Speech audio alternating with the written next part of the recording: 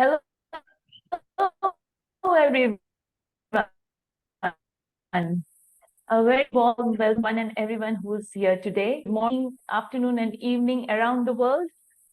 This is Sheetal, and I'm going to host the session today. So, a little bit about a CSF. So, we started 12 years ago, and all this, as the lockdown happened, we spread our wings throughout the world, and we had storytellers coming from around the world to tell stories, to have workshops, and we learned different ways and different art of telling stories. So thank you everyone who has been the part of our journey, and thank you, Eric, for the opportunity which you have given us. So let's move on to the telling today. And our first teller is Meera Venkateshan from Bangalore. Meera, you there? Yes. Yes, so over to you, Meera. Yeah, so this story, me and Anagha Prasad are going to be telling in tandem. So, I'm going to ask Anagha to spotlight both of us. Welcome, Anagha. Thank you, Sheetal. So we begin. The final boarding call was on. She saw the empty seat next to her and she was thinking, hope nobody comes and sits next to it. But a bearded man came and sat next to her. Don't talk to strangers.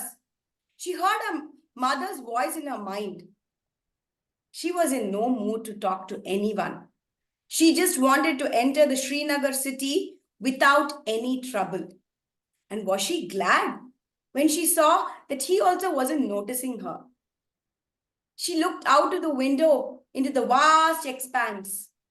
Is there someone for her, a partner? She was tired of meeting all these men. None seemed right. Was she being too picky? Did she know what she wanted? Was something wrong with her? With all these thoughts, she just declared to her parents one day, I am going on a solo trip. And she took 6 chits to her dad. Her dad knew the drill. That's how she took decisions right when she was a child. He picked up a chit, opened. With a puzzled look, he read, Kashmir. Yoo-hoo! A trip from Bangalore to Kashmir. That's where I'm going, she said. But Kashmir? I know things are better now, but you're going alone. Are you sure? Her parents were concerned. She made all the plans herself with a lot of anxiety, curiosity, and a little excitement. He walked heavily down the aisle of the plane as if he was trudging in the snow. And he sat down in his seat. He could see someone next to him. He wished it had been empty. He turned away looking at the aisle. He really couldn't believe it. He was actually on his way to Kashmir. He had to decide on a whim. He knew he wouldn't be able to do it if he had planned. So just a couple of days back, he had quickly rescheduled his work commitments, booked the tickets, and set off from Singapore. He could do it, he told himself. But then the voice within him told him, I don't want to go. But then another voice within him came up right there telling him, don't you think you're answerable to your conscience? He didn't know which voice would win, but here he was on his way from Delhi to Srinagar. He didn't know how this trip was going to pan out. It seemed so surreal, so unreal. He really couldn't see anything around him. What he looked at was his past, his memories of his childhood in Kashmir. A trip had started from Bangalore to Delhi, a stopover at Delhi for 2 hours. She sat at the gate waiting for her flight, fiddling with things in her bag. And as she saw, the passport that she had got as an ID proof was an expired one, Immediately, the scenes of interrogation room, prison flooded her mind. You have a driver's license as an ID proof. Don't overact and overthink, told her mind voice. She pulled her seatbelt and was looking for the loop to put it. But he was sitting on that loop. She tugged, and the air hostess saw and came and talked to him. Phew, thank God she didn't have to make a conversation. The air hostess asked him to get up. Apparently, he was sitting on the loop of the next seat. He wished nobody would interrupt him again. His mind, his chest felt heavy and his shoulders felt burdened. The way you feel when you're hugging someone so close to you or when someone so close to you is far away. He didn't know which it was.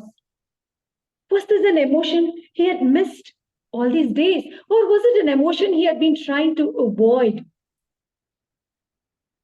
He was unaware of himself. He told himself, just flow with the moment. Everything will be all right. Everything will be all right. But would it? Was he ready for this? As he got out from the plane and walked towards the exit, he felt like there was 1,000 miles ahead of him and something heavy, a chain, was pulling him behind. 1,000 butterflies were fluttering in his stomach. And when he reached outside, he gasped and took a deep breath of the air in Srinagar. He didn't realize he had been holding his breath.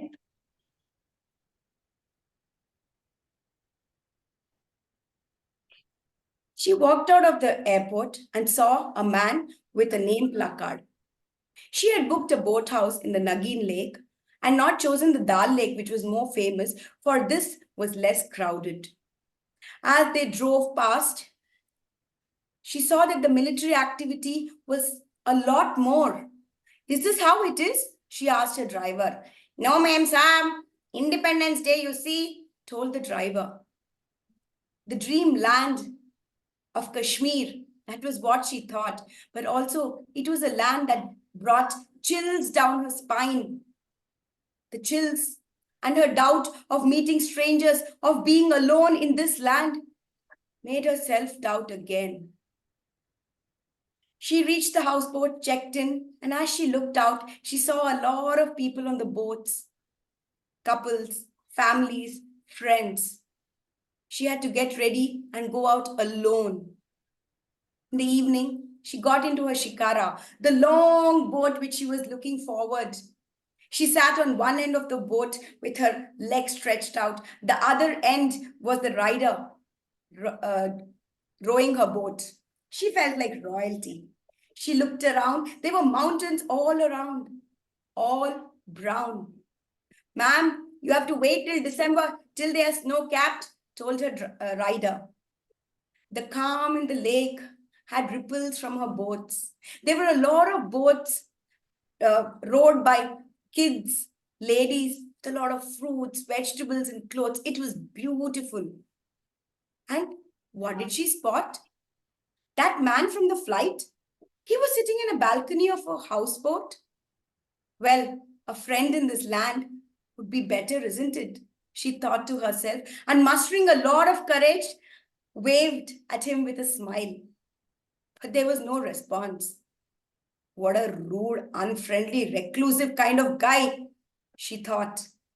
And as the sun set, she saw the painter at work, hues of red all over, and it looked beautiful. She was liking the freedom on the first day of her trip. He walked out of the airport and got into a cab. This was a place he knew but hardly knew. He had booked a houseboat in the Nagin Lake, not the Dal Lake, not the Dal Lake.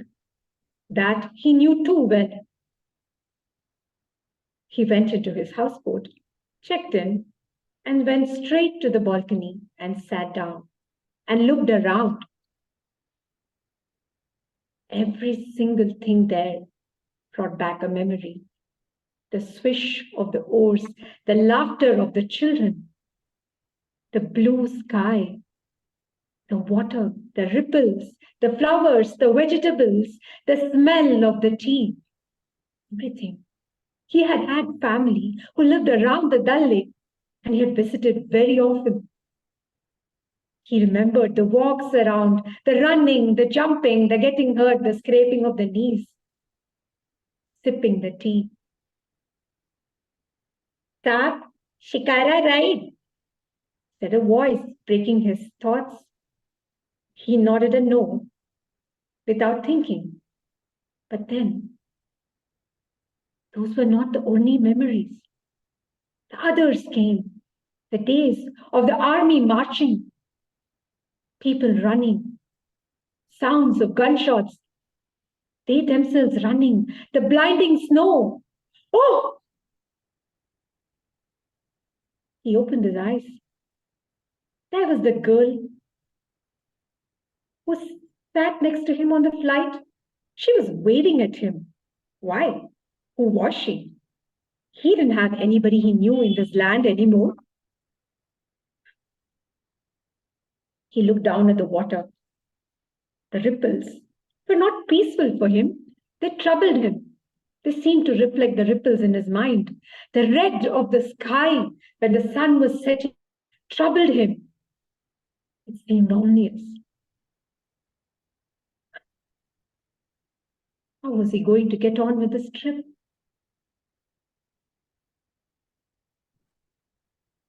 Next in the agenda for her from Srinagar was Gulmarg.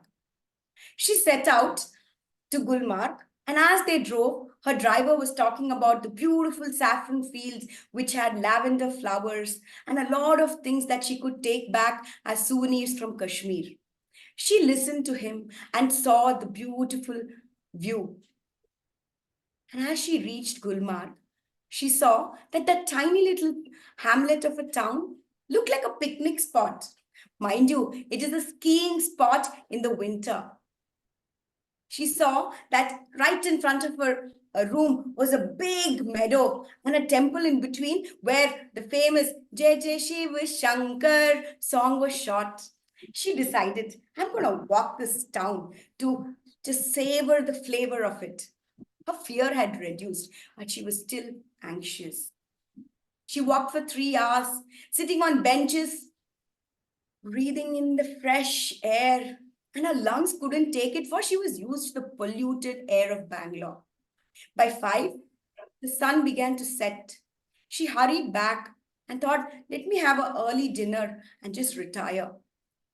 As she was sitting to have her dinner, she saw that that man was right next to her in the table. Oh my God, is he following me? Why did I have to wave at him and smile at him?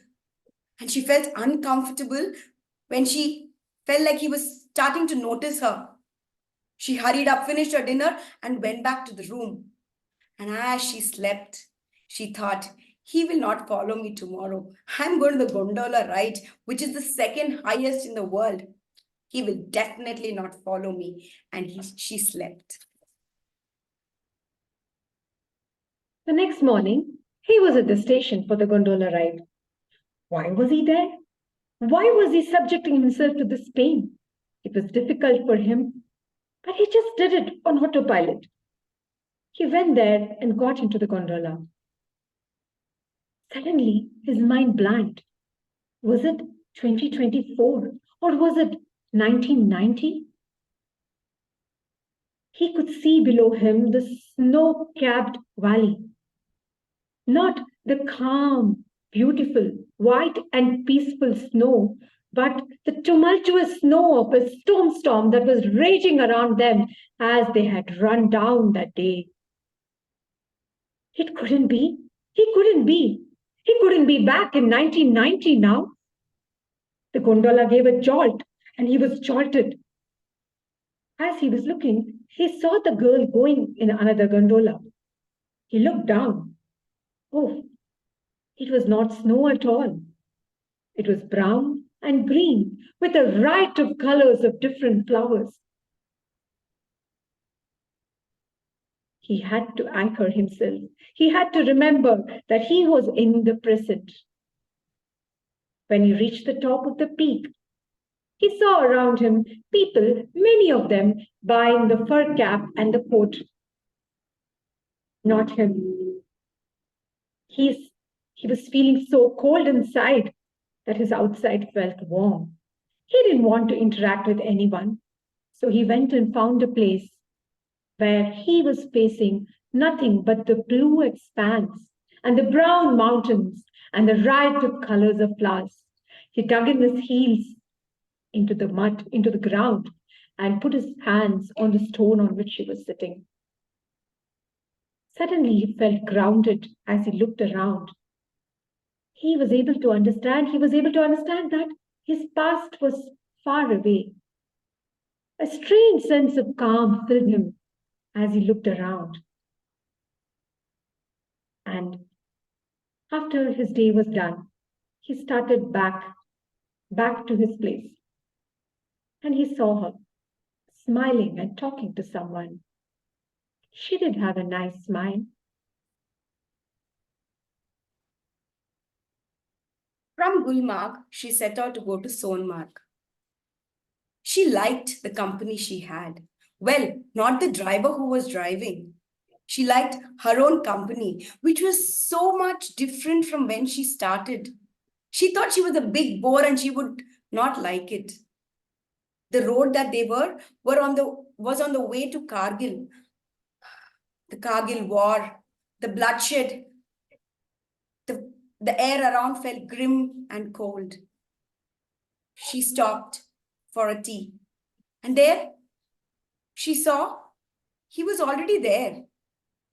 If he was following me, how come he is there before me?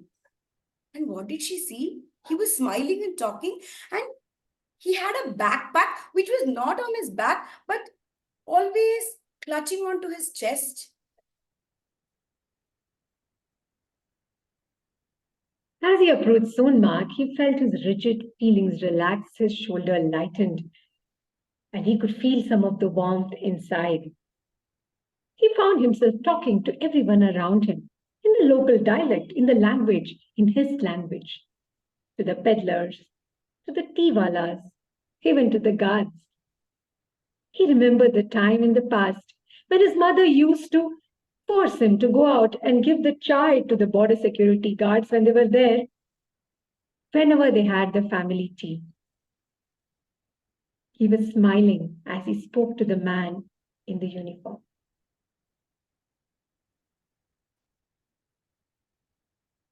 As she was going, the mountains, the tall trees made her think of herself.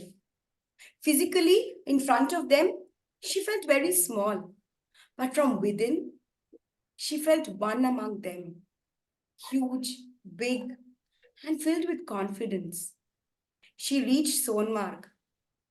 I think I'm not going to do the touristy way like how I did in Gulmarg. I'm going to take the steep right that I see there. I have to be adventurous, she thought to herself. And she had to go on that way on a horse. Again, a fear that she carried from childhood. All the fears are to be broken in this trip, isn't it? She told herself, got onto the horse and started. 20 minutes into the ride, she entered a very narrow path, quite a steep one. And right in front of her, there was a horse which stumbled and fell. A man fell off with that horse. She got down and went there. And as she helped him come up and asked, "Are you okay?" They made eye contact, he having tears in his eyes. She just wanted to turn and run away, for her mind was making all the stories up for him. But it did not justify the tears. It was him. "I am not okay," he said. She froze.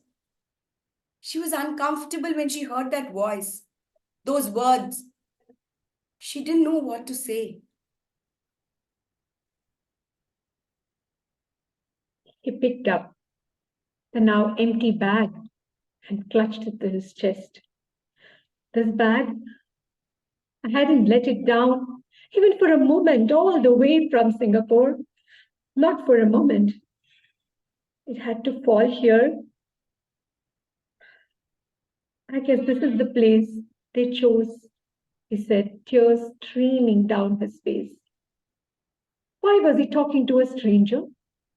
Someone whom he did not even know, about something that hurt him so deeply. He didn't know. He was even more surprised when he turned to her and asked her, "Will you walk with me?" She just started walking without thinking. Was she walking with a stranger? A man who had just opened up to her? There was silence and they just walked on.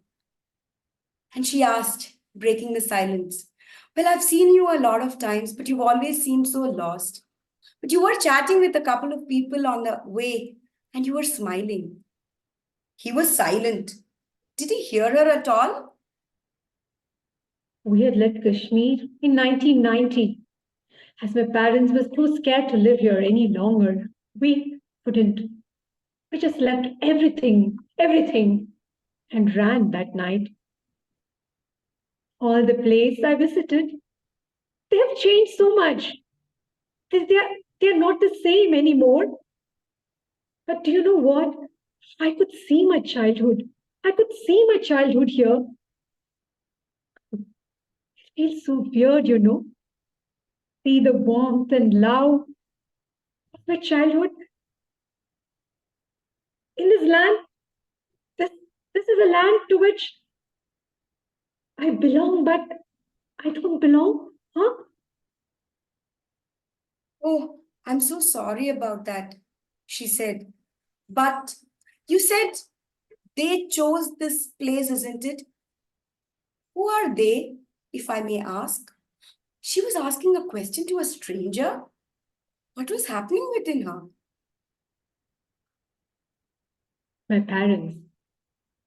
My parents, he said, holding the bag. They passed away in an accident some time back. And I knew that I had to come back here with them, for them. All these years, I had traveled everywhere, so many places, but never to Kashmir. I could never bring myself to come back here. But then I knew that they would be happy back in this place, in their place, in a place that they belong and I belong to. It's so strange. I'm here with them. At last, again, just as I always wanted to be, but without them. He said, they were walking. They walked for around an hour, hardly talking. At the end of it, they exchanged numbers. She offered him a hug, and he welcomed it. She felt strange about herself. She offered a hug to a stranger. She listened to a stranger without giving him words of comfort. Well, something had stirred within her, but there was a lot of calm and confidence. The next few days of her trip in Kashmir, she saw the beauty in a different eye. The last day, as she sat on the gates waiting for her flight, she thought to herself, I have won the bet that I had with myself. If I had not come on this trip, I had told myself that I would get married to any man that I would meet next. But now I have confidence. I have got the clarity that I can trust myself. That's enough, isn't it? To take the life head on. He spent the next few days in Kashmir. He felt much more cheerful than when he had come. Before his trip, before he had spoken to her. Now he was able to look around and see Kashmir as it was today, a place, not a place from his past. He was quite surprised at himself. He had just opened up and shared his innermost thoughts and fears with a stranger whom he hardly knew, and he had never done that before. He had actually cried. and it felt good. He decided that he would come again. He would come again and visit the different places and see what this place, his place, but a new place, would offer to him. The day of the departure from Kashmir, he looked around. One bag was missing. He felt much lighter than he had when he had come in. The last boarding call was made for the flight, and both of them looked next to the next seat with a smile. Ladies and gentlemen, happy Independence Day, announced the captain as the flight took off. As the flights took off, in their respective flights, they both smiled, amazed at the surprises life had thrown at them. And waiting to see how the yatra of life is going to unfold for them. Thank you. Thank you.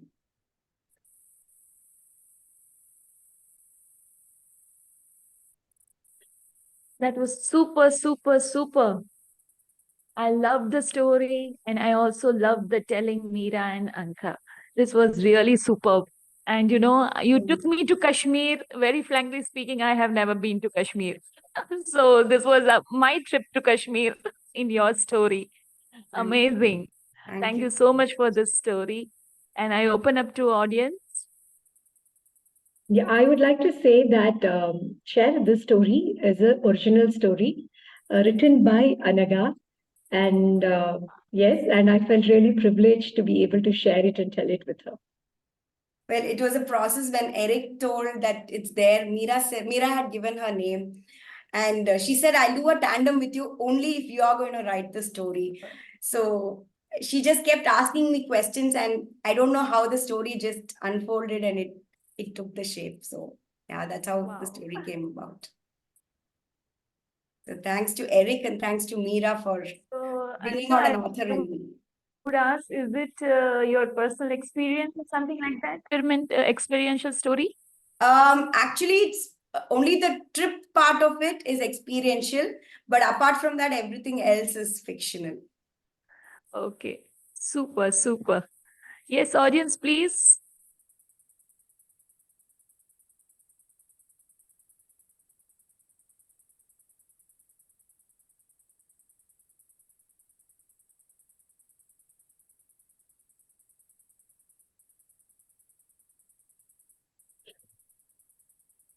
Yes, Shaheen. Yes, please. So, telling stories in tandem are a little difficult because unless you've practiced them so much, taking cues from each other becomes a little difficult. But the way Meera and Anagha did this, it was so smooth and so beautifully done, as if it is something that they do every day.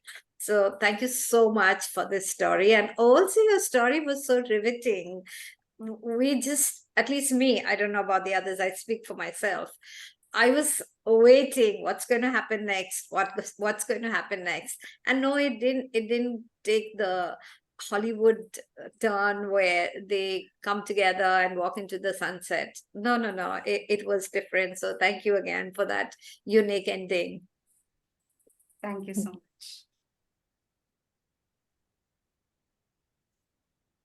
Anybody else?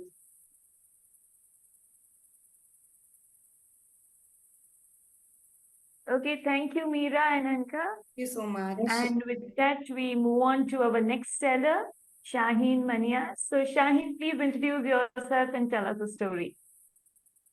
Thank you so much, Sheetal. I live in Pune and I'm part of a small storytelling group in Pune. We've been telling stories for the past 11 years now. And no, it's not as vibrant as this storytelling group, but yes, we have our own little family of storytellers. By profession, I am a facilitative trainer. I do corporate training and I travel a lot. because of that. So I get to pick up stories, not just by reading them, but also by experiencing them. And yeah, that's a little bit about me. The story I'm going to talk about today, the story I'm going to narrate today, is a Buddhist legend. So may I start?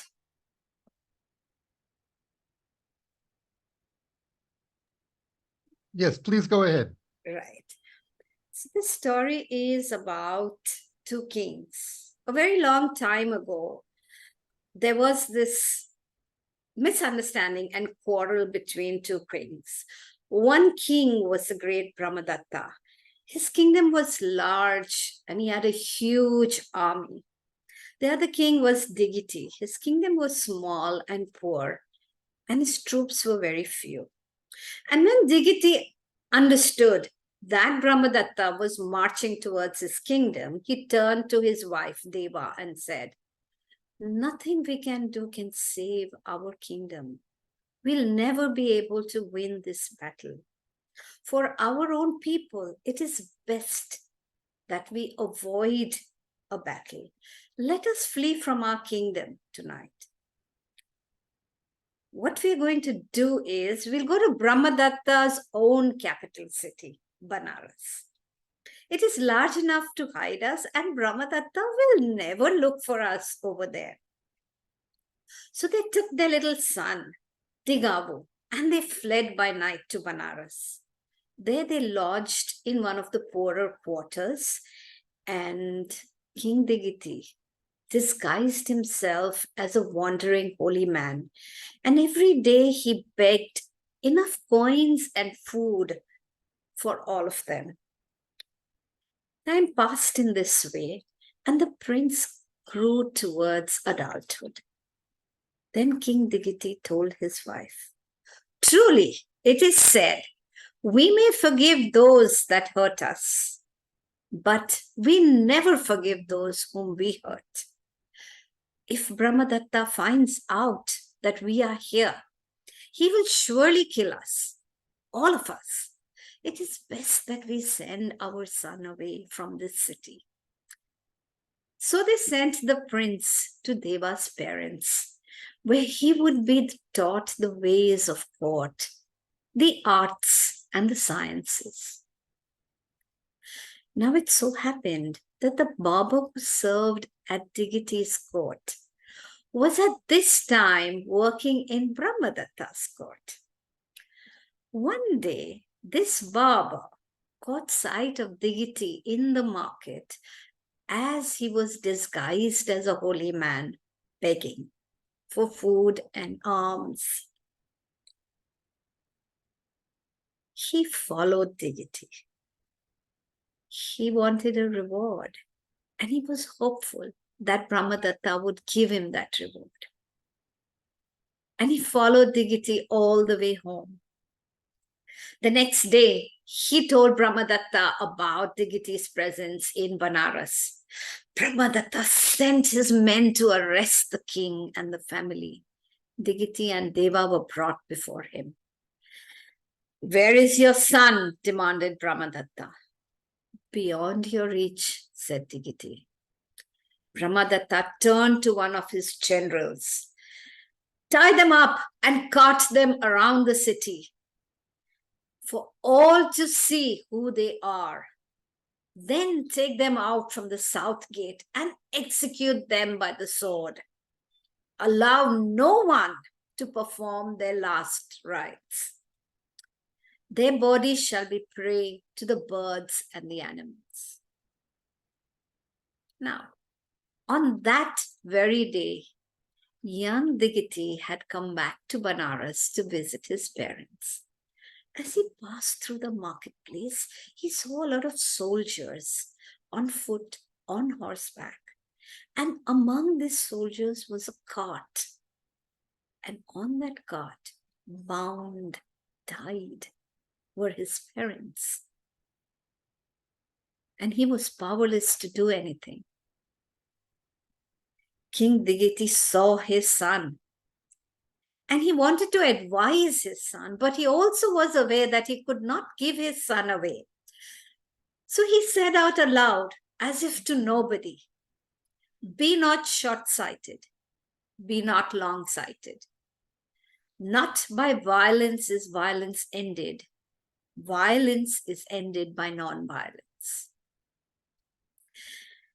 As the sun came down, King Digiti and Queen Deva were taken outside the city walls and executed by the soldiers. Their bodies were left on the ground, and a dozen soldiers were standing guard. Inside the city walls, Digav vowed to avenge his parents. And he did what has been successful over the centuries. He bought some strong wine, took it out to the outside the gate to where the soldiers were standing guard, and offered it to them. They, of course, willingly accepted the wine, and very shortly they felt sleepy and they went off to sleep. Tigavu then collected some wood. He placed and piled all the wood together, gently placed his parents' bodies on the wood,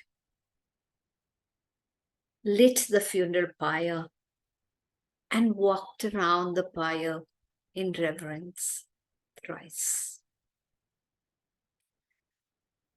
In the palace, Brahmadatta was strolling upon his roof, puzzling over the words of King Digiti that had been reported to him. When he gazed far into the distance towards the south, and he saw the fire and the figure walking around it. It must be King Digavu here, he thought. And a cold fear gripped his heart. The prince quietly slipped into the forest, hiding from Brahmadatta's men while grieving for his own parents.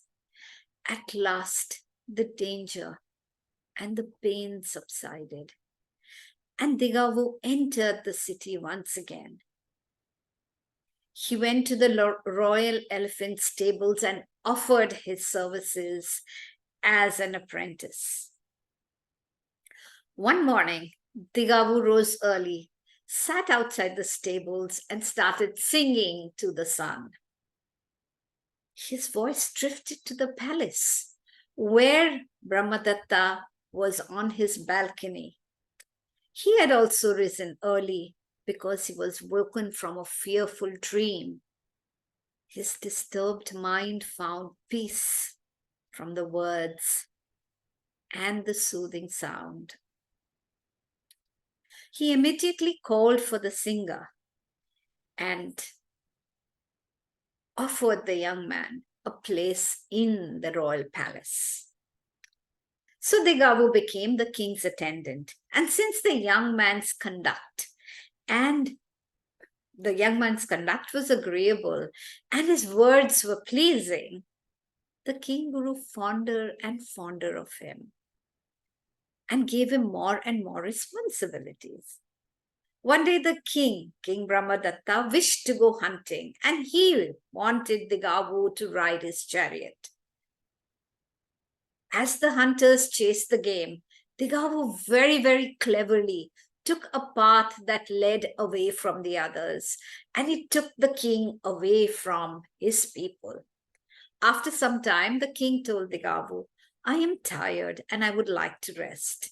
So the chariot was stopped. The two got off, and King Brahmadatta lay in Digavu's lap, falling asleep. Digavu gripped his sword, gently removed it from the sheath.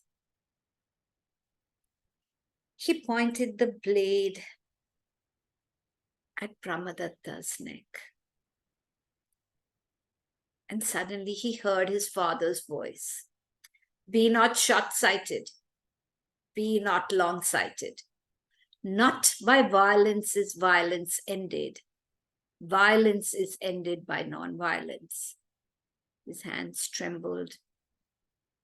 He looked at Brahmadatta and slowly he drew it down and replaced it in the sheath. Brahmadatta suddenly woke up with a start, opening his eyes wide. What is it, my lord? It is a dream that I often have, and it plagues me, said Brahmadatta. I see Digavu, the son of my enemies, coming at me with a sword to slay me, to avenge his parents. Then Digavu clutched the king's hair and pushed him down and pulled up his sword and said, I am Digavu, and I will avenge my parents. Have mercy on me, Digavu. Grant me my life. How can I grant you your life? You killed my parents, and you will surely kill me if you have the chance. The life to be granted is mine. So grant me my life, says Brahmadatta, and I will grant you yours. So Digavu released the king and put away his sword, and the two rose and clasped their hands and swore never to harm each other. Then Brahmadatta said to Digavu, I have often pondered on what your father said. What did he mean when he said, be not short-sighted? What he meant, my lord, was that never refuse a hand that is extended in friendship. And what did he mean when he said, be not long-sighted? My father meant, to not allow your hate to last too long, to blind you. Oh. And then what did he mean when he said, not by violence is violence ended. Violence is ended by non-violence. My father meant this. You, my lord, have killed my parents and stolen their kingdom. If I were to kill you in revenge, your allies would then kill me. And then my people would seek out your allies and kill them.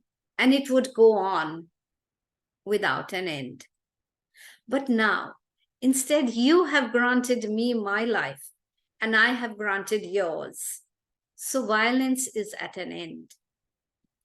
King Brahmadatta was impressed by the wisdom of Digavu, who understood at length what his father had told him so briefly. And he was so impressed that, and as time passed, he returned Digavu the kingdom that he had stolen from his father. And whenever they had an argument, the two kings, as long as they lived, would resolve their arguments by discussion and by friendship. According to tradition, this story was told by the Buddha himself to monks whose quarrel had led to a point of violence. The name of the story is How Violence is Ended. Thank you so much.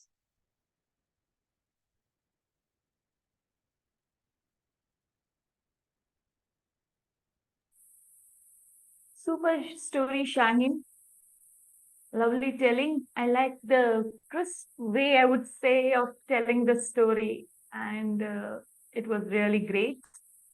Yes, so tell me, why did you choose to tell this story today?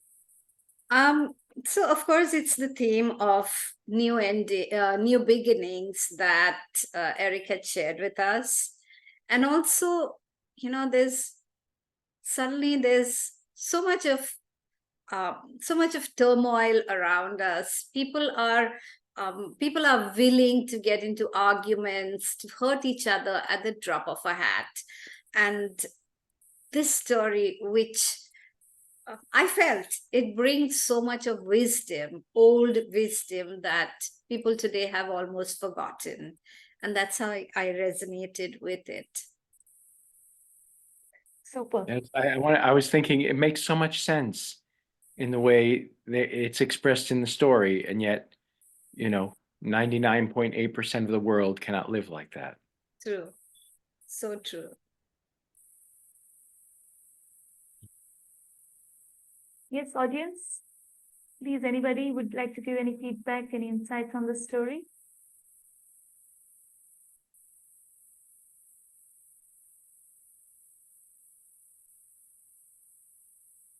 Thank you, Manan. Thank Shaheen, you, can you Shaheen. Yes. can you tell Yes. us again where the story is from? It's a Buddhist story. It's part of one of their books, and it's said that the Buddha himself narrated this story. So many Buddhist stories are written later on, but the origin of this story is the Buddha And it's himself. how violence is ended, or that might be where I might Yes, find. yes. How violence is ended.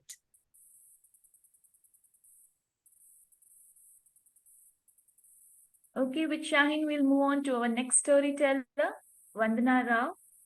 So, Vandana, please introduce yourself and tell us the story. Yes, I am from Visakhapatnam, Andhra Pradesh in India.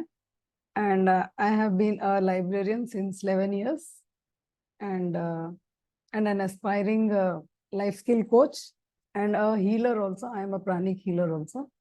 And so today, through a friend, I came in contact with Sheetal and got this awesome opportunity to share a platform with you all. So thank you in advance for listening to me.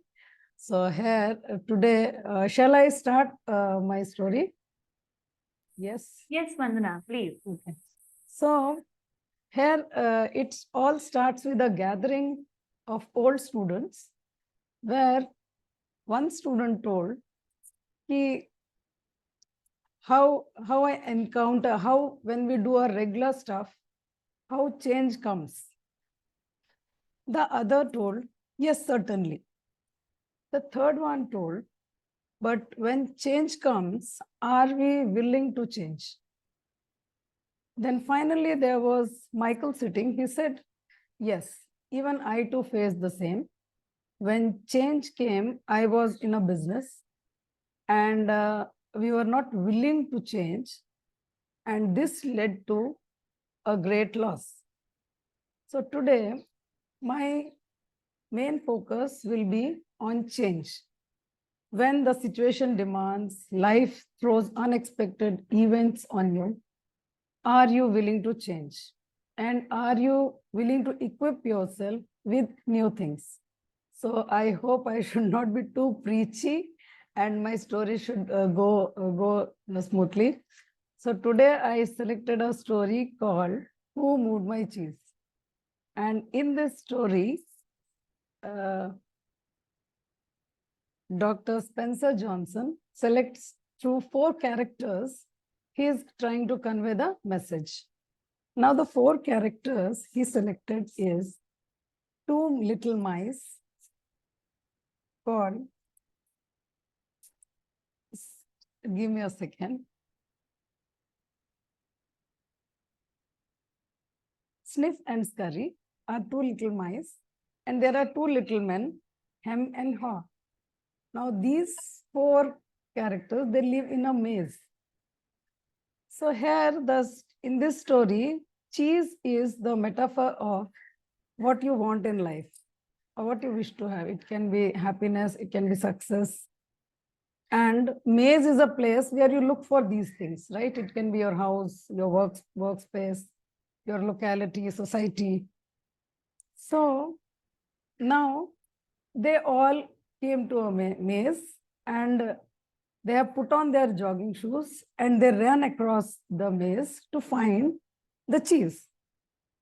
And in a teamwork, they were doing this. Now the 4 went along, and after a bit of search, they came across a cheese station called C.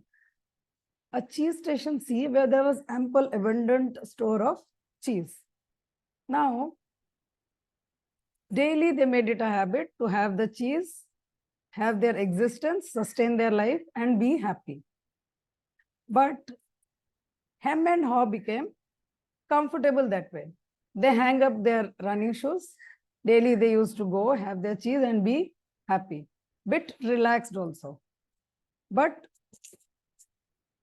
these little mice were very intelligent. They used to go along, check here and there, and check the status of cheese every day. You know, sniff. It used to sniff whether the cheese has become stale or is it still fresh. Used to sniff and scurry. You know, it will scurry around, go fast here and there, and check whether the amount is dwindling or not. And they, in one of such visits, they saw that the cheese was reducing by the day. It was going down, reducing. One fine day, they saw, now hem and haw, they were not coming together. They were getting a bit late, coming late to the cheese station because they were very relaxed.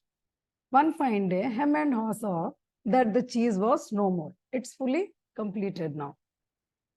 But as they have already done some research, so what they did was coming into action and searching for the new avenues. They put on their walking shoes and running shoes and they went. Now hem and haw got up, came there, and they were like very frustrated, very angered, not accepting the situation. They told, who moved my cheese? Where is the cheese? How do I get it back? Now, Hem was very frustrated.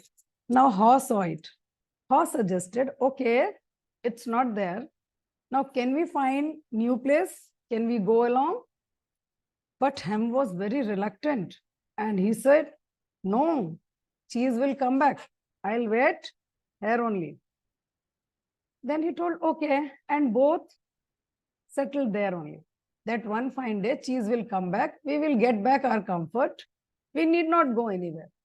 In the meanwhile, these two little mice found a new cheese station called N. Now, these two little men, when they were sitting, they were going weak, becoming dull, not having their cheese. What to do?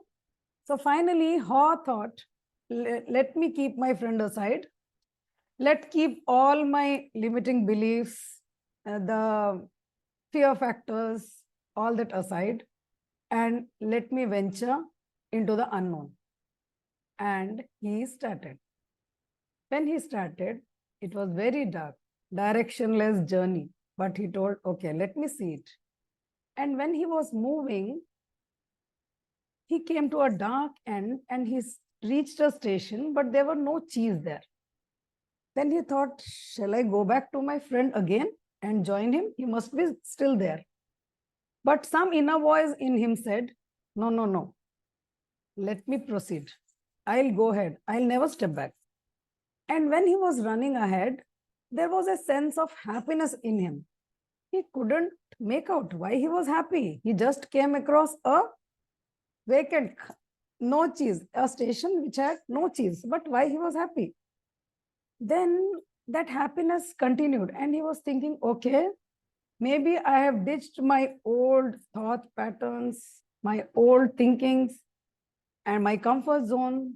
This gives me happiness. At the same time, it gives courage to go ahead.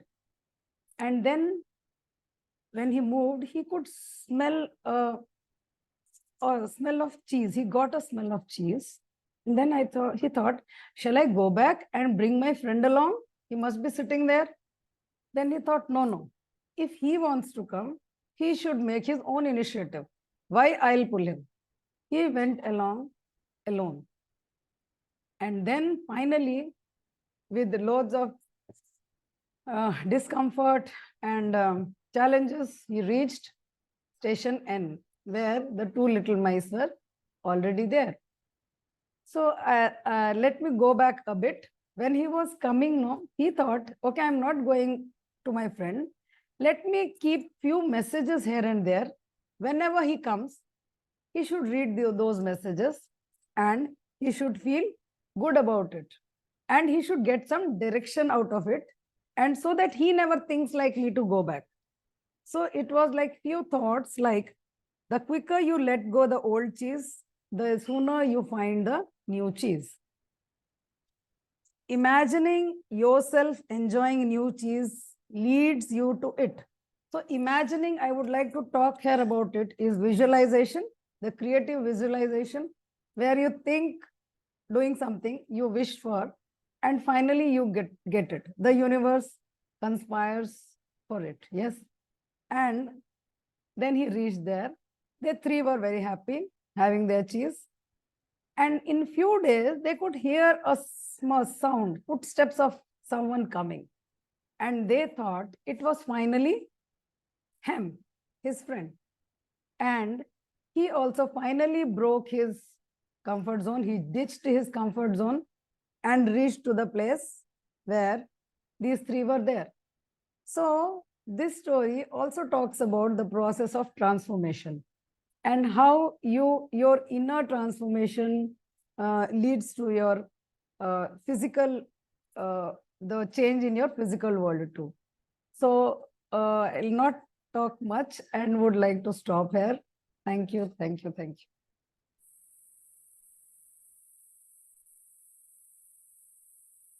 Super story, Vandana.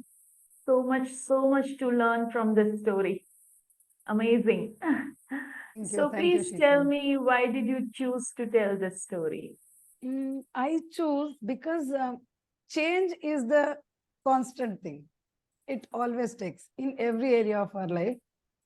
Change is we often come across. And with this story, I would like, we should think, my story should leave something to ponder upon. Among these four characters, are we scurry? Are we the little mice, another one, sniff? Do we sniff the change when it is about to come? Are we mindful? So we should think about it. Even when my story is done, one should think. And or we are scurry, like we just scurry and dash. We just go fast and dash it. Or are we hem, where we are very reluctant, no acceptance to change? Or are we haw, that after some time we'll think, now it's a time to change. We should change. So in which category we fall? So I thought it's about change and I should take up. Thank you. Yes. So how are you taking up the challenge of being a storyteller from a librarian? Yes, I am finally haw. You gave me this 1 week. So I thought I am haw. 1 week I was in that phase. And now I am this Sunday. I am so blessed that this Sunday I am like, okay, I am into it. And with the storytellers earlier, Meera, Anagha, Shaheen, I was grasping all the essence of storytelling. And so thankful to Sheetal and Eric. Thankful to everyone who heard me. So stay blessed. Thank you. Thank you. Yes, I open up to the audience, please.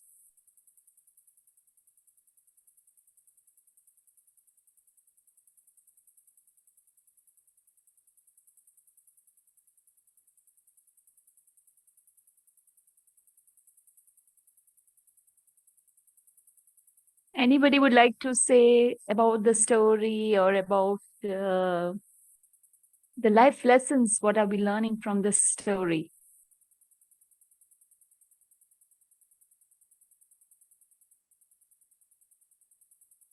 Sophie is asking, which is the book? Vandana, can you please show the book?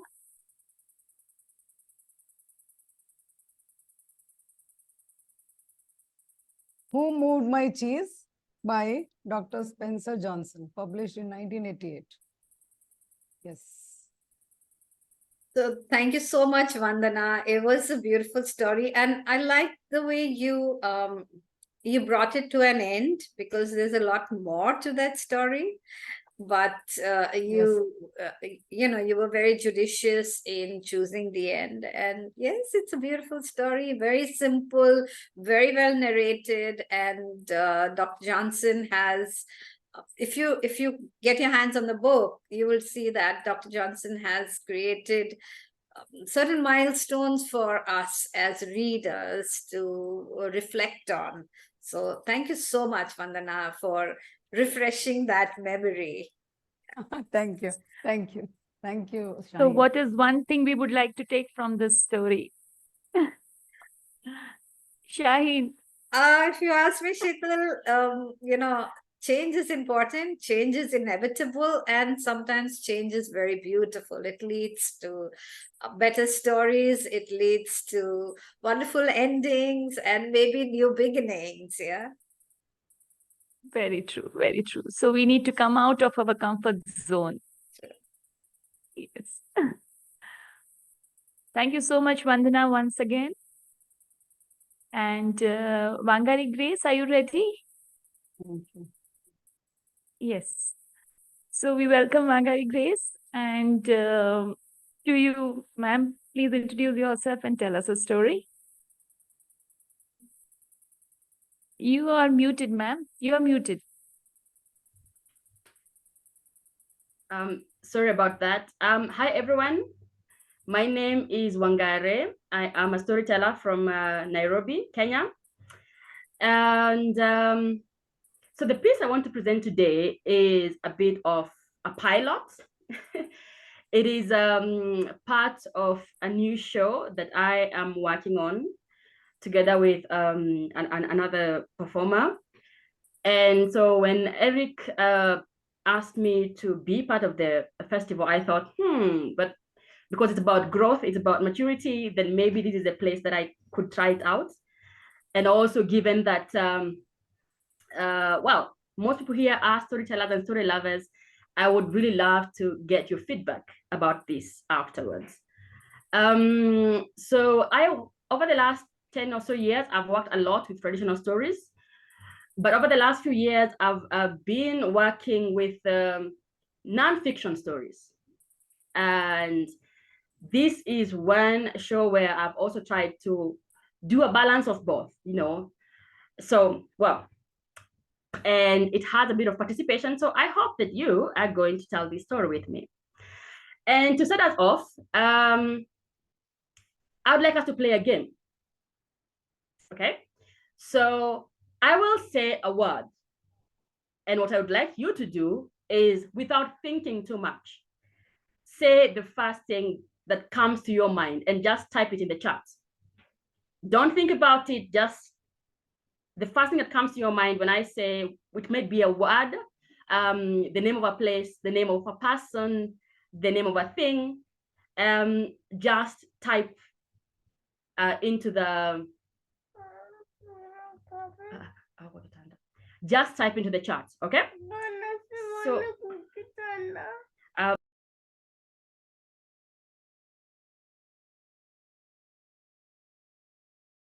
sorry about that. It's Sunday morning. So let's try it out. So the first word that I give you is blue. What comes to your mind? Blue, the color. What comes to your mind? Just type in very fast. Aha, I see sky, I see pink. That's very nice. So the next word that I give you is blood. What comes to your mind when I red, dark hair. All right, okay. My third word is hot. I see the sun. Oh, I see summer. Aha, I see frost. Indian summers. Okay, amazing. I love this. I love this. Now, a follow-up question. You see, the brain is capable of collecting information and making connections, even when we're not actively thinking about things. So let me ask a follow-up question. So when I said blue, someone typed pink. Why? Why did someone type pink? What did you type pink? Or what did you type sky? What is the connection between the two? Or when I said blood, someone typed red. When I said hot, someone said coffee. Indian summers. I love this. So Barry Stewart said,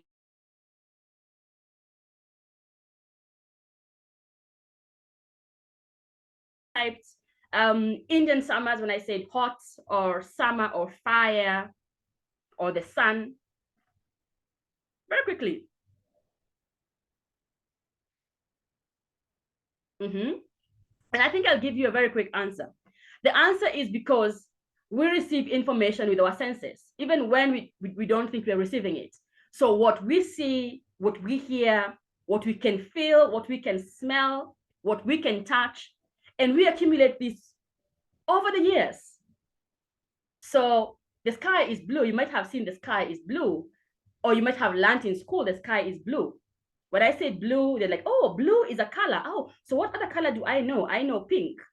All right. When I say hot, it's like, what do I know is hot? It's summer is hot. The sun is hot. Like today in Nairobi, it's really, really hot.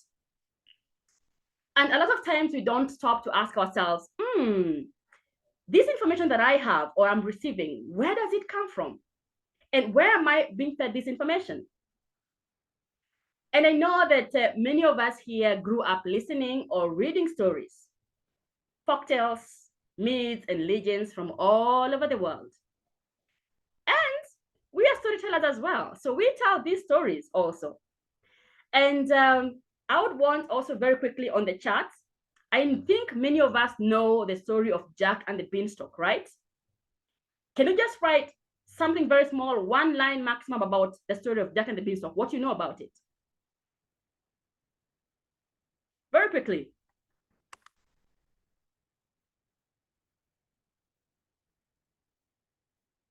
Aha, there was a goose who laid golden eggs. Jack kills the giants. Aha, and Shaheen says we learn things from the connections we make. Aha, Jack steals from the giant. Aha, gets it from an old man. Jack stole from the giant and became rich. Ah, I'm loving this. I mean, clearly all of us are very familiar with it. Now, in every version that I have had about Jack and the Beanstalk, after everything that has happened, Jack and his mother live happily ever after. And of course, they are rich from the golden eggs from the goose that gives them every single day. Now, this version that we have just described comes from a perspective of Jack and his family. Now, how do you think it would sound if it was told from the perspective of the giant? Would they still consider Jack to be a hero? Well, I don't think so. And in fact, there's a version that is told from the giant's perspective. And it starts just like the version that we have shared. There was once a boy whose name was Jack. And Jack lived with his mother. And they were quite poor, save for one thin cow that they absolutely loved. And many times, Jack and his mother would go to bed hungry. And one morning, after yet another night, when there was no food, Jack's mother asked him to go to the market and sell the cow and use the money to buy some food. And on the way, Jack met an old man who developed an interest in the cow. Well, now here is where this version becomes a bit different. The old man did not have any money on him, but he told Jack that in exchange for the cow, he would grant him one wish. And Jack thought long and hard about what one wish he would want to be granted. And he remembered the many nights that he and his mother had gone to bed hungry. And he knew immediately what wish he wanted to be fulfilled. And he said to the giant, I wish that my mother and I never go hungry for as long as we live. And the old man said, well, your wish will be granted. And reaching into his pocket, gave Jack a handful of beans, and Jack gave over the cow, and Jack went back home. And at home, Jack and his mother planted the beans, and they were shocked, for the very next day, from where they had planted were huge beanstalks, overflowing with stalks of beans. And I can tell you one thing for sure, that these beans kept Jack and her mother full on so many nights. And yes, they never went hungry, for the beanstalks always had some beans that they could boil and eat with something. But it is the nature of human to be curious, you know. So Jack always became curious and thought, these huge trees full of beans that goes up into the sky, where exactly do they go? And one day he set off to find out exactly that. And he woke up very early one morning, and he climbed and he climbed and he climbed and he climbed. And he soon found himself in a different kingdom high up in the sky. And he was amazed at how rich, how green, how beautiful the place was. And he walked until he came to the first house, and he knocked. And the house was opened by a huge giant. Well, the giant was really kind, the kindest, nicest giant that you have met. And he welcomed Jack into the house, gave Jack something to eat, and because it was quite dark, a place to sleep.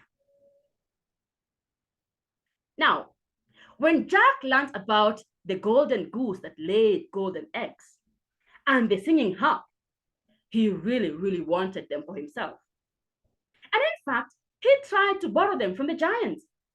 But the giant told him, well, while we could give you some eggs to go back home with you, the golden goose and the harp can never ever leave our land. For you see, they're not just a harp and a goose.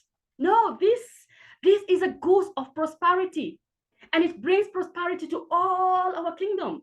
And the harp is the harp of harmony. It helps my people to live in harmony together. And if this goose and the harp could leave this kingdom, well, our land would just die. And furthermore, the giant told Jack that he could always come back and get an egg if he and his mother needed something. Well, the rest of the story is as you know it. Jack stole the goose that laid golden eggs and the harp of prosperity and climbed down the giant beanstalks going home. And when the giant followed Jack to retrieve what was his property, Jack and his mother chopped down the tree and the giant fell down to his death.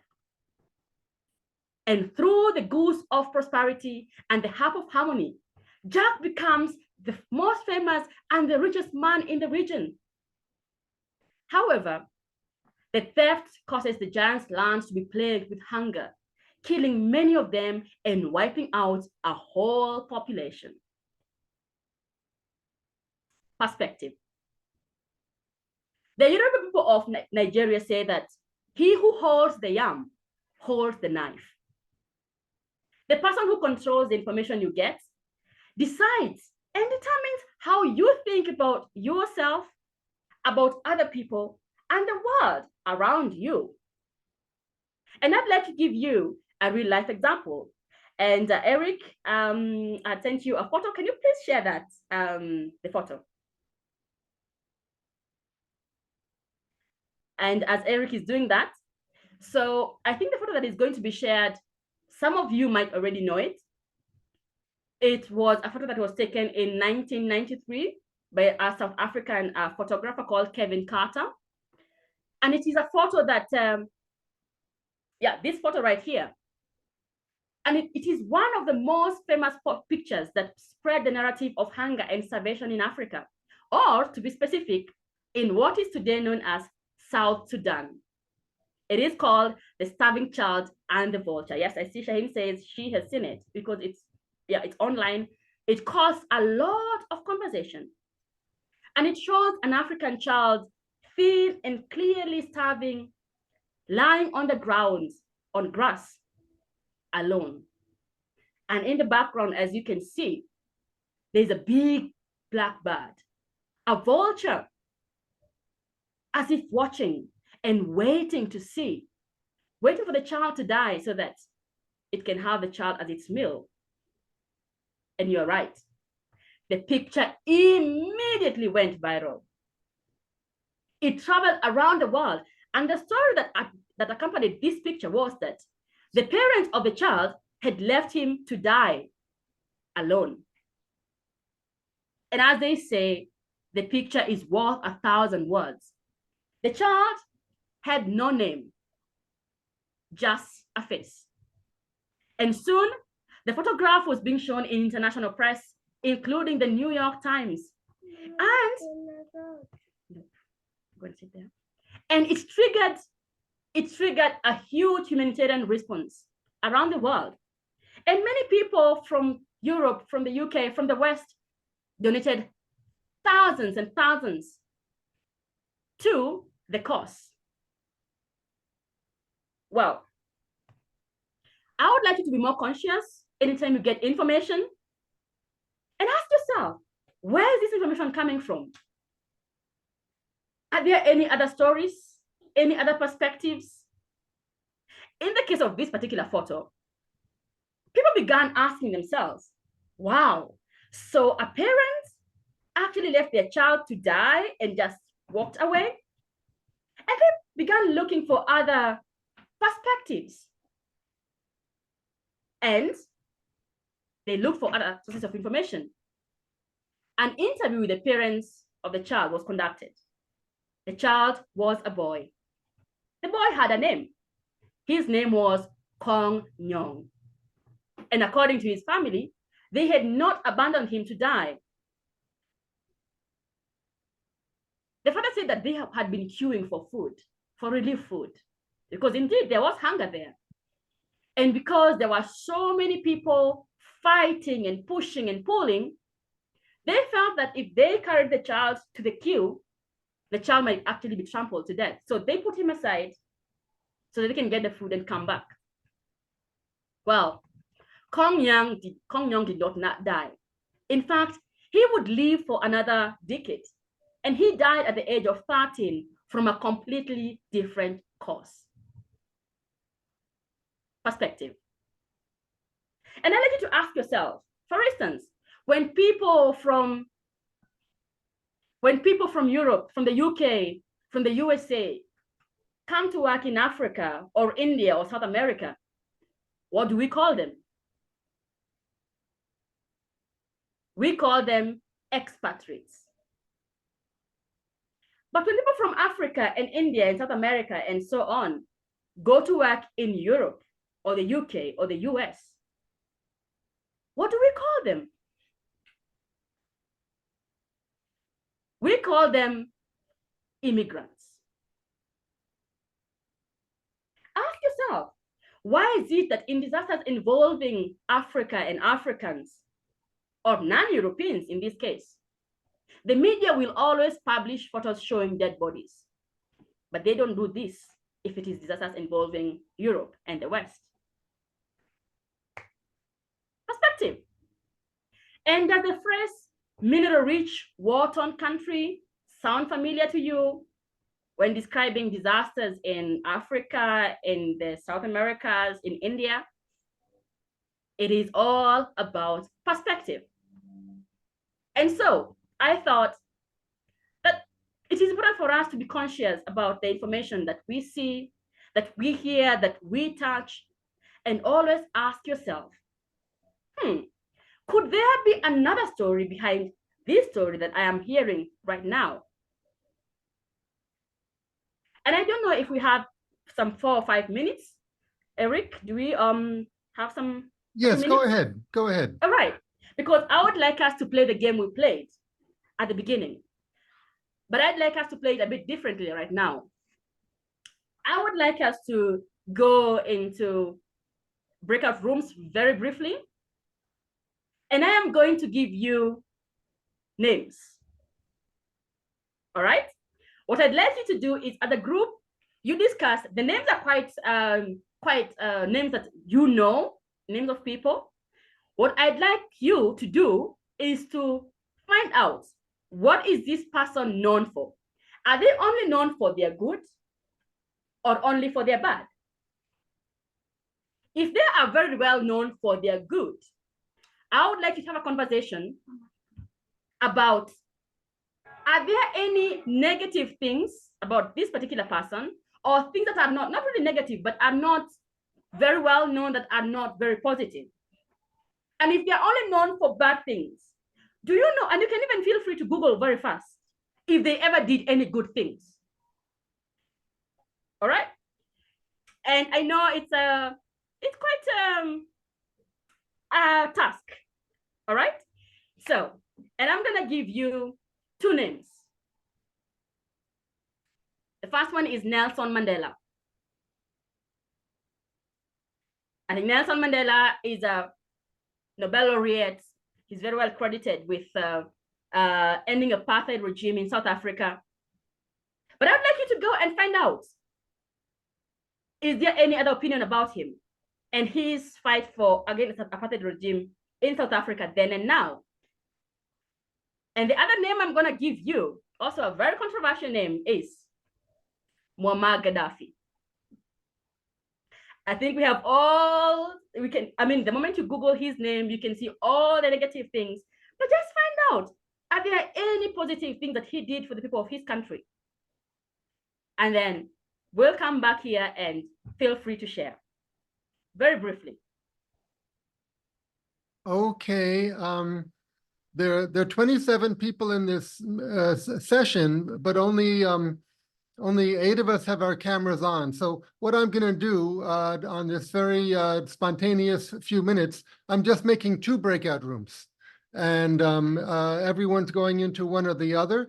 It looks like people are putting. Wangari and Sheetal, if you want to come out, come back to the main room. What did you want to say, Barry?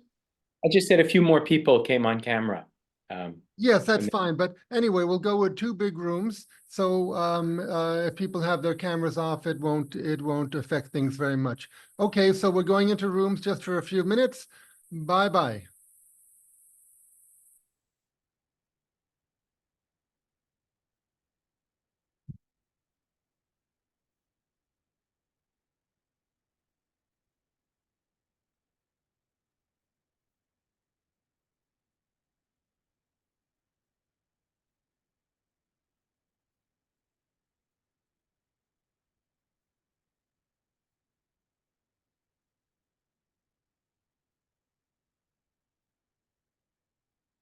Nageshwara, do you want to go into a room?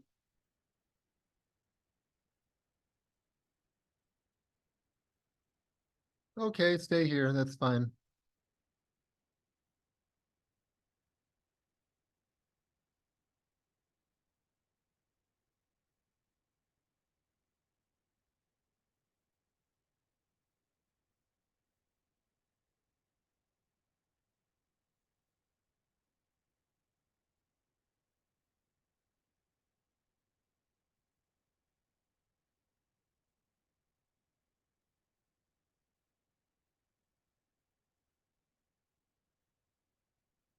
Hello, Renu.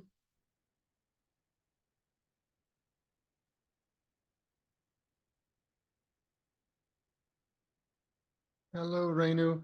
We're just, people have gone into breakout rooms for just a few minutes, and then we'll have our final storyteller of the morning, Maricris from the Philippines.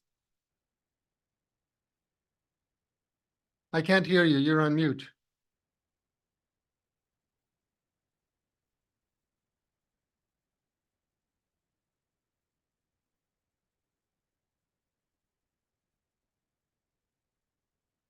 And I'm going to put the recording on pause.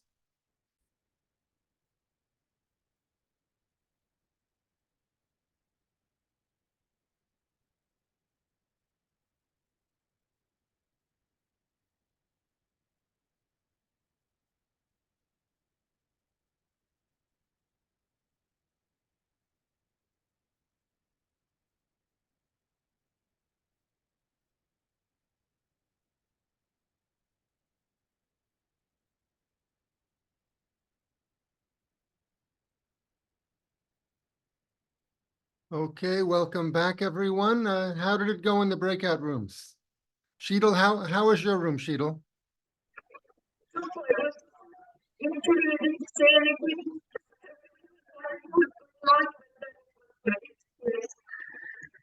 And Wangari, were you also in a room? Did the discussion go okay? You all have to unmute yourselves to speak. Yeah, Wangari, you have to turn your mic on. Yes, I was in a room, but I think I'd want to hear the feedback from the other people who are in different rooms about how that went, and overall how they think the whole process was. If I could say a word about that photo, I grew up in the USA, and we saw many photos like that from Africa and India, and generally they were being shown by Christian missionary groups as a fundraising technique. And so as a result, the only thing that people in America know about Africa is that everyone's starving, which is a very, unbalanced view. Now I've lived in India for the past 20 years. I know that, that that's not the case. There's a big middle class, there are big buildings, there are a lot of cars. But it's really a form of manipulation to show that kind of photo, which does not reflect the reality in Chennai, and I'm sure not in Kenya either. I mean, it's a small reality, but there are many other realities. So why, I'm sorry, I didn't really follow before. Why, in what context was that photo shown? Why was it shown?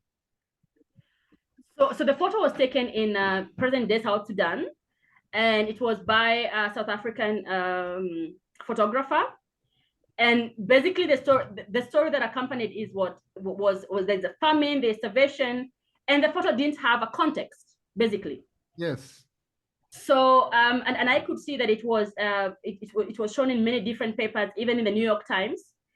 And immediately the story that went with the photo is that the parents of the child, because of being so poor and not having any.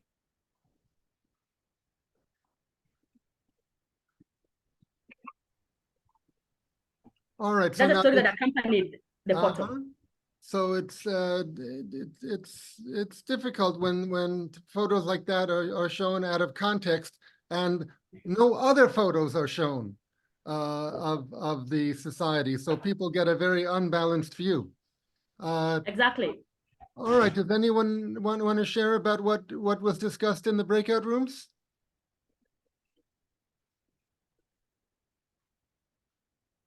Sheetal, why don't you tell us about your breakout room? Yes, so initially we couldn't find, people like that on the top because everybody had their own views, right? For example, a person may be good, or for example, that person, the same person will be bad. So finally, we decided to talk about Nelson Mandela and we will discuss it in the breakout room. Thank you. The audio was not coming clearly. There's some issue with your audio. But anyway, anyone else? We're going to move to the final storyteller in a moment. But before we do, does anyone else want to share about what happened in your session?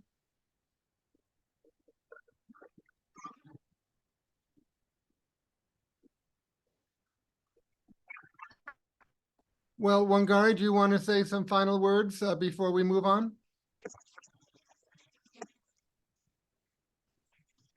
So thank you guys very much. Like I said, this was it's for a new show that I am crafting, and so I thought, well, it's about people, so why not come and try it out in the first place as a storyteller to see, does it work, does it make sense, and also it's also a challenge to you guys and to all of us that anytime you get any information, try to think about different perspectives. Could there be a story behind this story? And also as storytellers, because I am one of those tellers who also tell the story of Jack and the Beanstalk.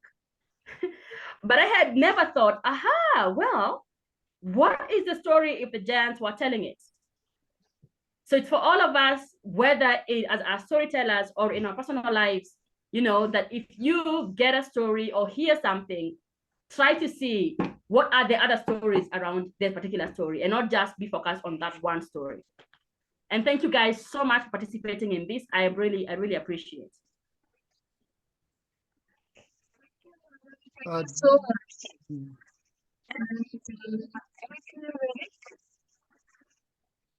Great. And so, yes, so I mean, the way you could, looking at the perspective of each story, that was something really great, and the way you connected it, I think it was really very amazing. And I think this was the first time we had a breakout room during the storytelling. Isn't it? And that was very super and very, very good. Amazing. Thank you. Yes, Sheetal, really, your audio is not understandable. Perhaps you could, if you like, type something in the chat section. Okay, I just want to thank you, Wangari. You're such an excellent communicator. You know, your emotion is there, your focus is there, and it's just wonderful to listen to you. Thank you. Sure. Okay, Maricris, are you ready? Yes, Eric. Great. I'm Good sorry afternoon, about good morning. I'm sorry about the delay. I hope it's not an inconvenience to you. No, it's fine. Great, great. See, this is the last session of the morning. So after this, we just have lunch, at least here in Chennai. So that's why we let it go on a little bit.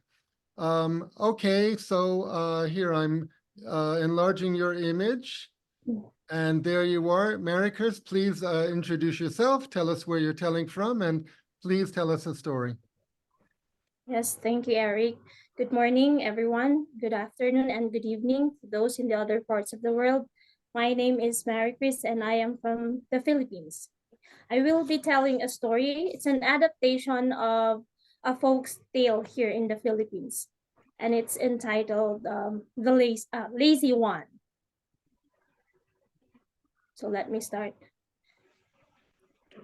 Once upon a time, in a growing village nestled between rolling hills and rice fields, there lived a mother and her only son, Juan. Now, in that village, everyone except for one person was known to be hardworking. Now, that person accepted to the rule was Juan. Juan, the youngest of his co-villagers, and the firstborn of his generation, was far the opposite of the other villagers. The villagers, considering his behavior a curse, prayed every day to the gods of the hills and fields, hoping that such behavior of laziness would come to an end. One day, fate decided to answer their prayer. One's mother started feeling very, very ill, leaving one with the sole responsibility to do his household chores alone. His mother thought, if at least one could cook some rice for himself so he could feed himself and he doesn't get hungry, then I could rest and be at peace. That would mean some hope for my poor one. So she weakly called out to one, asking him to cook for rice for lunch. However, instead of following his mother, one in his laziness tiptoed away from his sick mother until her voice faded into the distance. Now, as he was walking away from their house, the familiar surroundings started to blur. In just a few minutes, all he see there around him was just rice field. The hills where their house stood can no longer be seen, and it's just rice field here, there, and everywhere else. As he strolled further away from their house, the scorching sun urged him to seek shade. And at the distance, at the horizon, he saw an inviting sight. He saw a small tree. No, not so small. And as he went closer to it, he realized that it's not at all small. There he found, closer he went. Okay. The tree, closer and closer, he went closer and closer to the tree. And as he went closer and closer, it became clearer and clearer that it was a different tree. It was not a normal tree. It became bigger and bigger and bigger. And as he stepped on the big roots of that tree, he found out an enormous tree standing in front of the vast rice fields. Closer he went, and the tree revealed itself in all its grandeur. Its trunk was very wide and very strong, and its branches, although more slender, seemed robust. One marveled at the number of crisscrossing layers of branches above it. It peeked through those branches above him to try to see the blue sky above. But the tree was too tall for him to see any speck of blue light above it. One marveled at it was too huge for him to see.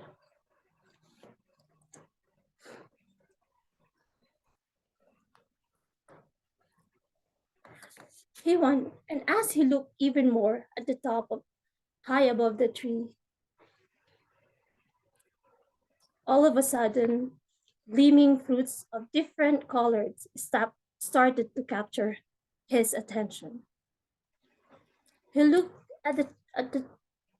at those fruits and realized that they looked familiar, at least in his mind.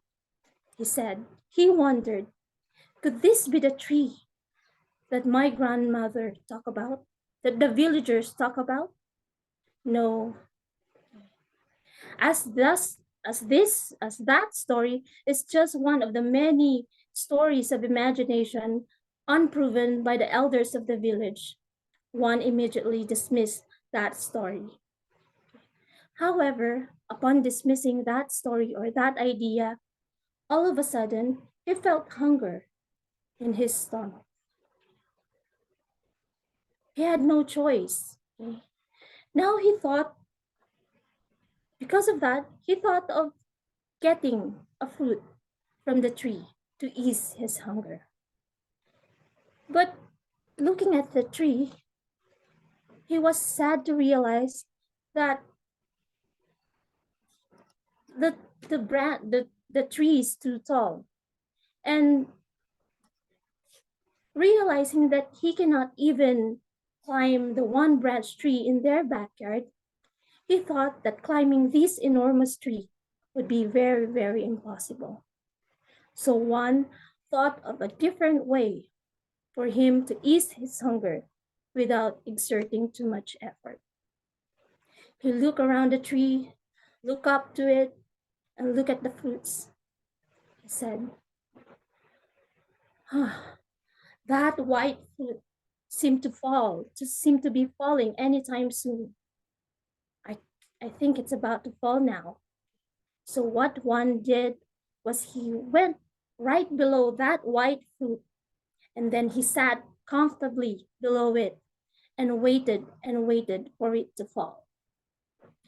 Little did he know that there's an old wise worm was residing inside the tree. So he came out, but didn't let one see him. Now this worm, it can be said by its looks, its wrinkled skin, its thick skin, it can be said that it's very, very old. However, the way it moves, it crawls among the branches of the tree, the way it came out of the hole, it was very fast, and it could be said that he was very, very strong. The worm is in fact very, very strong for his age. The venerable worm would day and night go down the tree and munch on the leaves and the fruits that has fallen from the tree. And in every day that it had been doing that, it noticed that it became stronger and stronger. The worm knew that the fruit of the tree had something to do with it. And so, grateful to the tree, he promised to take care of the tree and not let anyone undeserving get a fruit from it.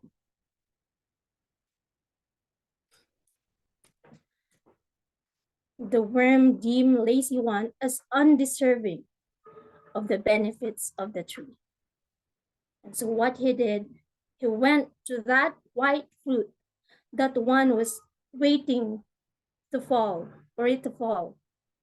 And then he poked a hole in it and then munched onto its flesh and ate all the flesh inside the fruit.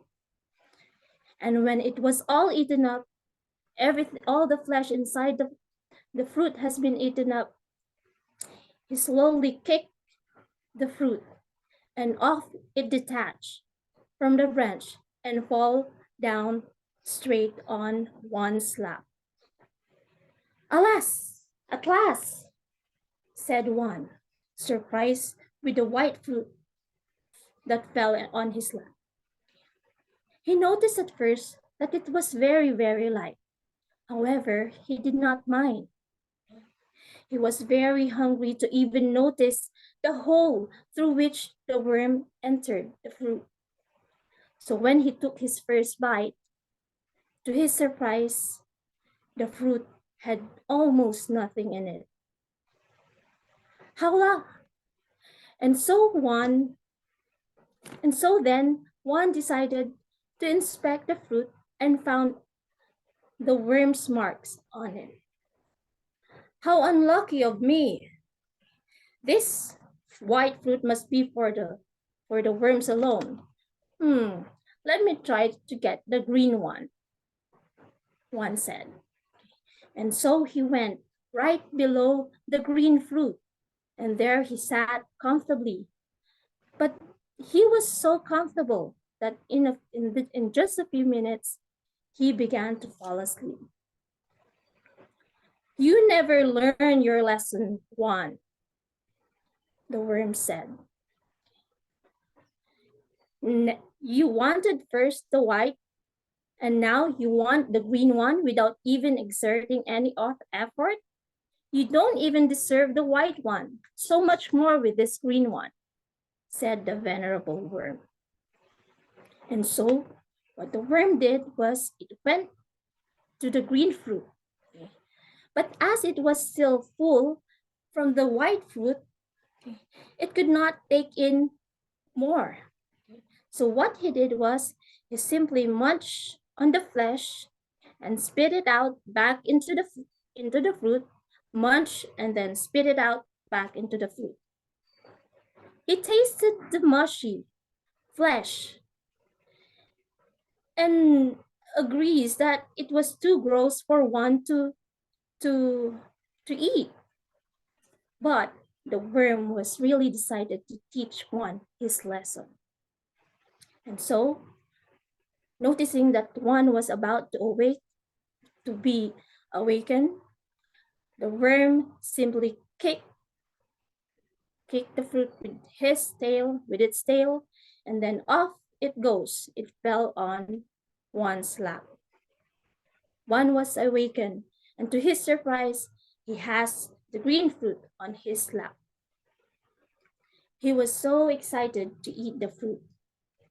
But upon eating it on his first bite, his face turned suddenly his face turned sour. And he tried, but he was not able to stop himself from puking. What an awful taste, he said. How unlucky of me. Let me try this last one. Maybe the green one is still for the worms. Let me try the green one. And so he went right below the green fruit, the purple fruit. Okay? And there he waited and waited. And once again, he fell asleep. The worm wanted, what the worm wants was for one to go to climb the tree and get the fruit for himself. But one was so irresponsible, so lazy for him to climb the tree that the worm was pissed off. So pissed off, fed up with his laziness and his ignorance for still not getting it, the worm resorted a measure that is so risky. So the worm climbed the highest parts of the tree just to reach the purple fruit. Still full with the white fruit, with eating the white fruit, but very much eager to teach one lesson, he still ate the fruit. But then in a moment, the stomach of the worm started to ache. And as it was aching, he could no longer handle it. All of a sudden, he started sweating and farting and pooping and sweating and farting and pooping right inside the fruit. The purple fruit became so heavy for the branch to handle it. And so freely it detached from the fruit and fell onto one's lap. Awakened by the strong pungent color, soon one discovered that it was the purple fruit. What an unlucky day! Probably the fruits of this tree are not at all for human consumption. And so he left the tree feeling that he wasted so much time in it, with it. He's wasted so much time waiting for a fruit from it. Wandering home with his unfortunate experiences, he remained oblivious of the hidden magic behind that tree. Okay. Yes, it is indeed the magical tree in the villagers' tales. One just met the magical tree from the villagers' tale. Back at the enchanted tree, as the worm was watching one's departure, he couldn't help but think about it twice. The worm didn't want undeserving people to take a bite of the fruit and discover its benefits. However, as much as he didn't want undeserving people to get benefits from it, he also didn't want the village to become more lazy just because of one. So he thought of a way of changing the future for the village. He thought of a way of teaching one, making him realize what he has been doing is very, very wrong. So back in the village, one's mother is slowly becoming even more unhealthy. Okay. One's mother is starting to deteriorate, and she needed nourishment. Now at night, so the worm, seeing all of this, thought of helping the mother as well, and at the same time teaching one a lesson. So one night, the worm found a way to get into one's dream. And in that dream, the worm explained to one about the benefits of the tree and its potentials in being able to heal his mother. Through that dream, the worm also showed one the opportunities that he has wasted, and the things that might happen because of his laziness, and that includes the death of his mother. Startled about that, one was awakened, and all of a sudden he jumped off his bed and decided to change mindset. He looked at his mother and saw how ailing his mother is. And he realized that he didn't want to lose his mother. And so off he went. He went to the fields, okay? And then, guided by the vivid images from the dream, okay, once again, he set foot near the tree, near the magical tree. But this time, he approached the tree with respect and gratitude. He apologized to the tree and explained about his mother's condition. Understanding when the worm heard Juan and felt his sincerity, it came out of its hole and helped Juan climb the tree. So he helped Juan climb the tree. Juan was amazed how the worm was able to transfer from branch to branch effortlessly. And so Juan, ashamed of himself, okay, with being a bigger creature than the worm, okay, tried his very best to climb the tree. And so together, at the highest part of the tree, they picked the ripest and most vibrant fruit from the tree. And as they plucked each fruit, one was able to feel the magical healing that is about to be given to his mother. So carrying the precious fruits, one went back to the village and fed it to his ailing mother. And the villagers were amazed to see slowly the colors of the cheeks of his mother and the vitality slowly went back to her eyes. That ends my story.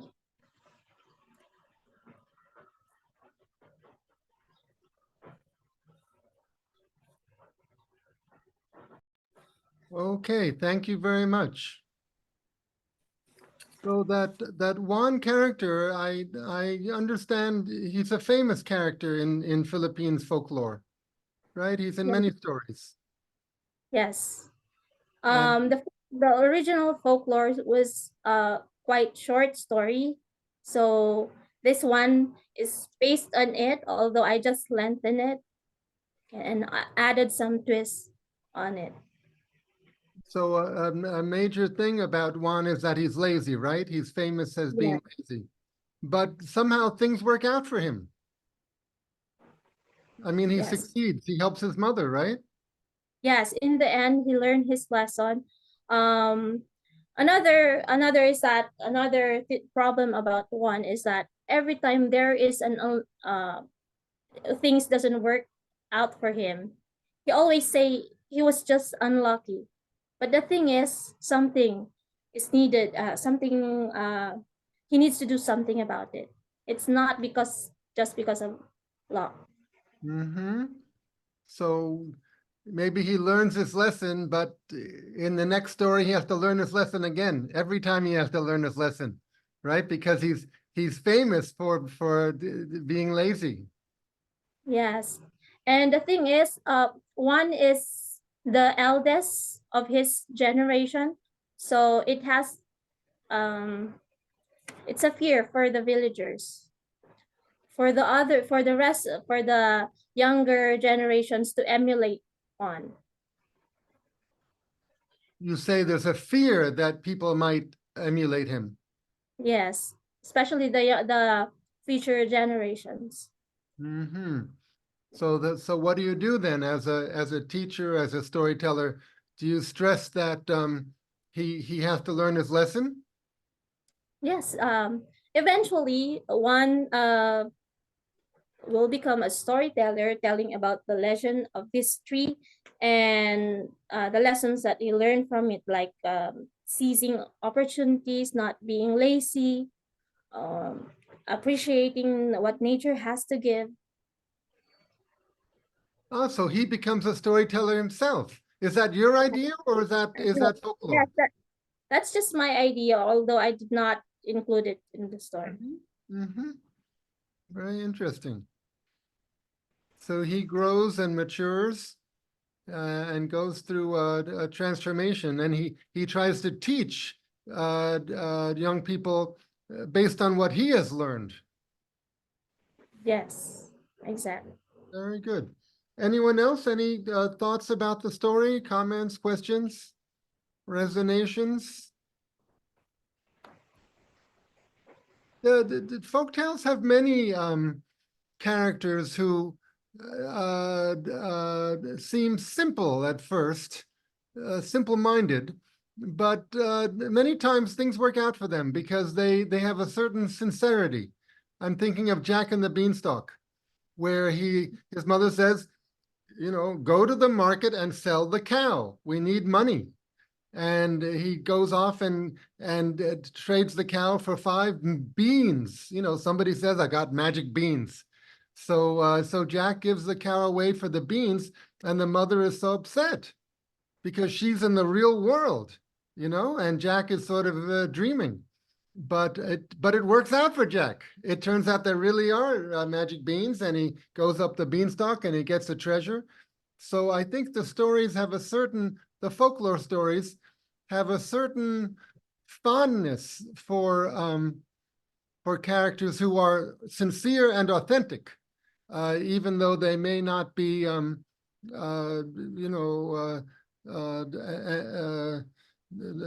ambitious and behave like they're supposed to behave at the beginning.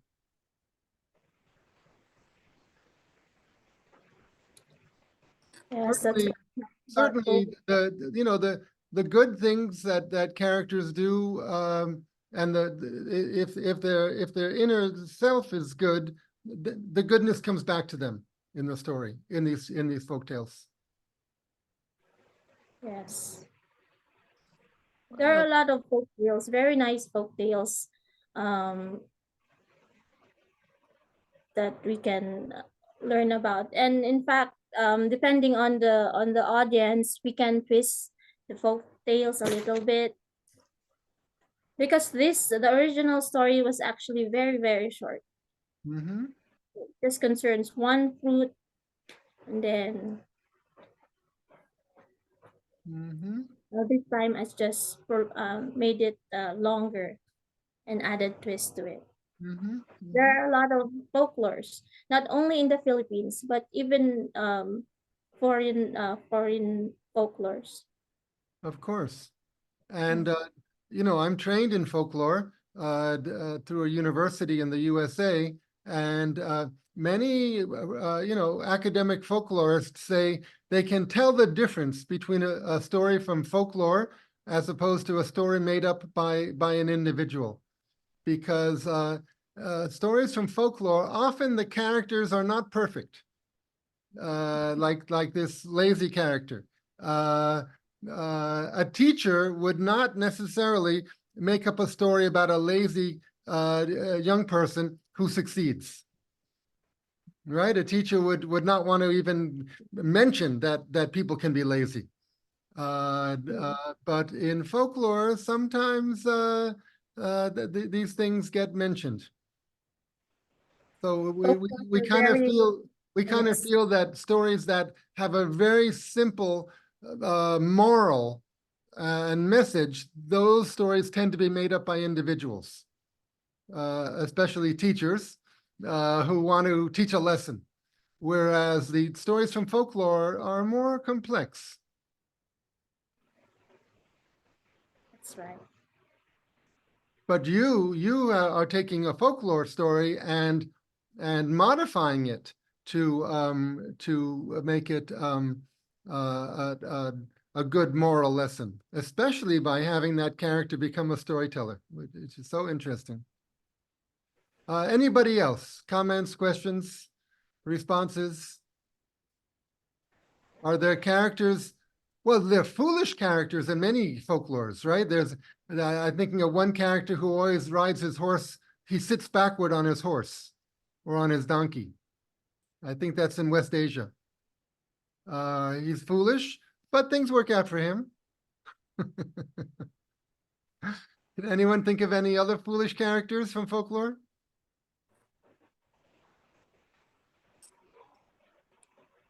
We also have the monkey and the turtle, I guess. They decided to divide they saw an uproot banana tree, and then the monkey, being so wise, he wanted to get the upper part so he could get the fruit, but I think it was a turtle. He accepted the lower part, and so he planted it, and then it grows into a plant, and then soon it bore fruits. While the monkey, who has already eaten the fruits from the top part of the tree, he was not able to eat any more banana fruits in the future. Why? Because he took the top of the banana tree. There's an uprooted banana tree with the fruit already, and the monkey, so wise, he wanted to get the top part so he could get the fruit. But the turtle, knowing that the roots could still grow, he replanted it and turned it into a Ah, plant. yes, yes, yes, I see. So the monkey was greedy and quick Yeah. and like that. May what I? do yeah, go ahead. Yeah, I'm Shilpa. There's another folktale revolving around this, but they don't have monkeys. It's like the brothers, they divide their property into two parts. And the elder one, who's very greedy, he takes like the upper part and gives the lower part of the tree. And similarly, he gives all these things that he gets all the good parts, and the younger brother, he gets all the parts which are not very useful. But slowly and gradually, the younger one, he develops everything. And like you said, that the monkey is not able to have fruits because he finishes off everything. Similarly, the elder brother, ultimately, he loses everything. And the younger one, he grows and he becomes prosperous. Oh, interesting. Is Yeah. that in India? Is it in It's India? an Indian folktale. Yes, it's an Indian folktale. Very nice. There's a lot of similarities among folk tales and Yeah. different cultures, and it's very interesting. And like you just pointed out, Eric, the one in which this foolish man, he has a donkey, and when he's walking beside the donkey, everyone is making fun of him. When he sits on the donkey, then again everyone is making fun of him. Yeah. And there's a folktale about a young man who he does something foolish. I forget exactly what. He carries something on his head or something, but he's a laughing stock of the village. But it works out for him because the princess is looking at him through her window, and it has been announced that whoever can make the princess laugh can marry the Yes. princess. Yeah. She's never laughed. She never laughs. Yeah. Never. It's the So- the so- princess who never laughs. Yes, so Yeah. he in his foolishness, he's sincere, but he doesn't get it right. But he makes her laugh, so he gets to marry the princess. Yeah. He So ends up again- marrying the princess. Yeah. Yeah, so again, a sincere character wins the day. Yeah. Sincerity is more important than anything. Yes. Okay, shall we close the session? Yeah, thank you very much, Maricris. Thank you. Thank you, everyone. Thank you, Eric. And thank you, Sheetal. Sheetal had some audio difficulties, so I'm stepping in for her as facilitating the end here. But we look forward to you returning very soon, Sheetal. Okay, thank you. Bye-bye. Please come back in a couple hours for afternoon sessions.